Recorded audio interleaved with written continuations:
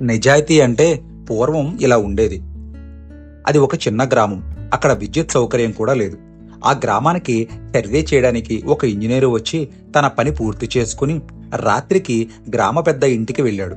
రాత్రి భోజనం చేసిన తరువాత ఆ ఇంజనీరు తన బ్యాగ్ నుండి 2 కొవ్వొత్తులు తీసి వెలిగించి లెక్కలు రాసుకున్నాడు. తరువాత ఆ కొవ్వొత్తులు ఆర్పి మరో కొవ్వొత్తు బ్యాగ్ నుండి తీసి వెలిగించి పుస్తకం చదవసాగాడు. అది గమనిస్తున్న గ్రామ పెద్ద, అయ్యా, ముందు వెలిగించిన కొవ్వొత్తు వెలుగులోనే ఆ పుస్తకం కూడా చదవచ్చు కదా, దాన్ని ఆర్పి వేరే దాన్ని ఎందుకు వెలిగించారని అడిగాడు. అందుకు ఆ ఇంజనీరు, మొదట వెలిగించిన కొవ్వొత్తు నాకు ప్రభుత్వం ఇచ్చినది, దాని వెలుగులో ప్రభుత్వ పనులే చేశాను.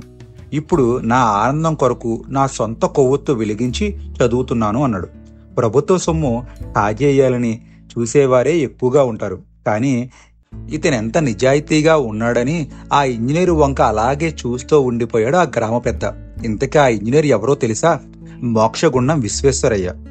అప్పట్లో ప్రభుత్వాధికారి అంటే వారి వినియోగించే సొమ్మంతా ప్రజలదని వారికో బాధ్యత, భయము ఉండేది. కానీ ఇప్పుడు పరిస్థితి మరోలా ఉంది. నిన్ను ప్రేమించే వారిని ప్రేమించు, నిన్ను ద్వేషించే వారిపై ఎప్పుడూ ఆప్యాయత కలిగి ఉండు. జీవితం చాలా చిన్నది, అనవసరమైన బాధలు, ద్వేషాలు ఉండకూడదు అని చెప్పిన ఒక మహానుభావుడు జీవితంలో జరిగిన యథార్థ సంఘటన ఒకటి మీకు చెబుతాను, వినండి. నా చిన్నప్పుడు ఒకసారి అమ్మ ఒక రోజంతా కష్టపడి పనిచేసి రాత్రి ఇంట్లో అందరికీ వండి పెట్టింది. నాన్నకు బాగా మాడిన రొట్టి, కూర వేసింది. నాన్న ఏవి పట్టించుకోకుండా తినేసి నా చదువు గురించి అడిగాడు. నాకు చాలా ఆశ్చర్యం వేసింది. ఎందుకు నాన్న అంత మాడిన రొట్టి పెట్టినా కోప్పడలేదే అని.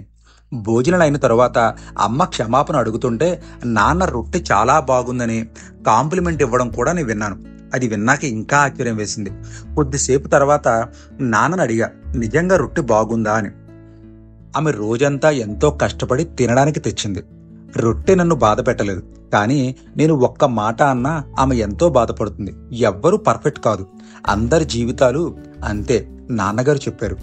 దీనివల్ల కొన్ని సంవత్సరాల కాలంలో నేను నేర్చుకున్నది ఏంటంటే, ఎవ్వరి తప్పులను పట్టించుకోకుండా అందరిని ప్రేమించడం నేర్చుకున్నా. నిన్ను ప్రేమించే వారిని ప్రేమించు, నిన్ను ద్వేషించే వారిపై ఎప్పుడూ ఆప్యాయత కలిగి ఉండు. జీవితం చాలా చిన్నది, అనవసరమైన బాధలు, ద్వేషాలు ఉండకూడదు అని మనకు చెప్పారు. ఇంతకీ ఈయన ఎవరో తెలుసా? మన దేశం గర్వించదగ్గ మహనీయుడు అబ్దుల్ కలాం గారు.